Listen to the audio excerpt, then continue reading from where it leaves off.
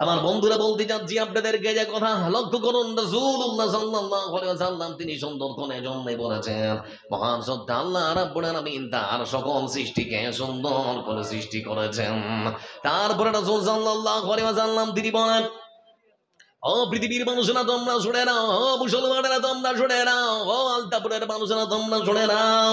জালসার দিন সকালবেলা যখন তোমরা গরুগুলোকে জবাই করবে, গরুগুলোকে যখন তোমরা ছুরি দিয়ে কাটবে, ছুরি দিয়ে কাটার আগে যে ছুরি দিয়ে কাটবে সেই ছুরিটা, সেই তরবারিটা সুন্দর করে দেখে নাও। সেই ছুরিটা, সেই তরবারিটার মধ্যে ধার আছে কিনা। ধার থাকলে কাটতে পারবে, না থাকলে কাটা যাবে না। এই শিক্ষা কেন দেওয়া হলো বন্ধু আমার? তার মানে হলো ছুরির মধ্যে, তরবারির মধ্যে যদি ধার না থাকে, আর ওই ছুরি দিয়ে তরবারি দিয়ে আপনারাও যদি চতুষ্পদ প্রাণী গরুটাকে কাটেন, তার কষ্ট কম হবে না বেশি? কথা বলেন। এজন্য ইসলাম শিক্ষা দিয়েছে একটা চতুষ্পদ প্রাণীকে আপনি কষ্ট দিয়ে মারতে পারেন না। রাস্তা দিয়ে হাঁটছেন, একটা কুকুর বসেছিল, ঝাড়াম করে একটা লাফ মেরে দিয়েছে, আপনার পক্ষে কখনো এটা ইসলাম মান্যতা দিতে পারে না। এজন্য বন্ধু আমার, রাসূলুল্লাহ সাল্লাল্লাহু আলাইহি ওয়াসাল্লাম তিনি বলেছেন, ও পৃথিবীর মানুষেরা তোমরা শোনো, তোমরা চতুষ্পদ প্রাণীদের উপরে দয়া করো, দয়া করো, দয়া করো। কি হবে বন্ধু আমার? পৃথিবীর বুকে আল্লাহর কোন বান্দা অবলা জীবের প্রতি যদি দয়া করে, তাহলে পরে আমার রাসূল বলেছেন, সপ্তম আকাশ আরশে আজিমের যে মহান সত্তা আল্লাহ রাব্বুল আলামিন সমাসীন হয়ে আছেন, সে আল্লাহ স্বয়ং তোমাদের উপরে দয়া করবে। বুখারীর বর্ণনায় এজন্য রাসূলুল্লাহ সাল্লাল্লাহু আলাইহি ওয়াসাল্লাম তিনি বলেন, একজন মহিলা তার বাড়িতে একটা বিড়ালের উৎপাত থেকে বাঁচার জন্য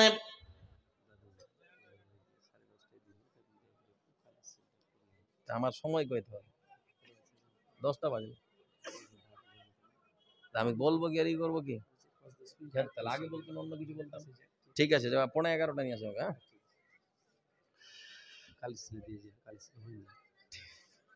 লক্ষ্য করে দেখুন বন্ধু আমার, বুখারীর বর্ণনায় রাসূলুল্লাহ সাল্লাল্লাহু আলাইহি ওয়াসাল্লাম তিনি সুন্দর করে জানতে বলেছেন, একজন মহিলা তার বাড়িতে একটা বিড়ালকে সুন্দর করে বেঁধেছে, বিড়ালটাকে খেতে দেয় না, দিন যায় রাত যায়, হঠাৎ করে বিড়ালটা মারা গেল। রাসূলুল্লাহ সাল্লাল্লাহু আলাইহি ওয়াসাল্লাম তিনি তখন বলছেন, আমার সাথীরা শুনে নাও, যে মহিলা একটা বিড়ালকে এই মতো করে কষ্ট দিয়ে মারতে পারে, সে মহিলা কখনো আল্লাহর জান্নাতে যেতে পারে না। ভাবতে পারেন, এটা হচ্ছে ইসলামের সৌন্দর্য। মোটরসাইকেল সব লক করা আছে, হ্যান্ডেল লক, ওকে টানতে বলেন না তো টেনে ফেলতে বলবো। ওই যুবক আপনি বলেন, ওখান থেকে বলেন, হাত ডিস্টার্ব দিয়েন না ভাই। মোটরসাইকেল কাদের আছে উঠায় ওখানটা টানেন, না হলে টেনে ফেলতে বলবো। একবার রাস্তা ওই পাশে বলে দিচ্ছি, সব মোটরসাইকেল লক করা আছে। যাদের মোটরসাইকেল আছে ভদ্রতা বজায় রেখে এখান থেকে মোটরসাইকেল টানো, আর না তো যুবক কমিটিকে বলবো আমি টেনে ফেলে দেবো রাস্তার পাশে, বলে দিচ্ছি।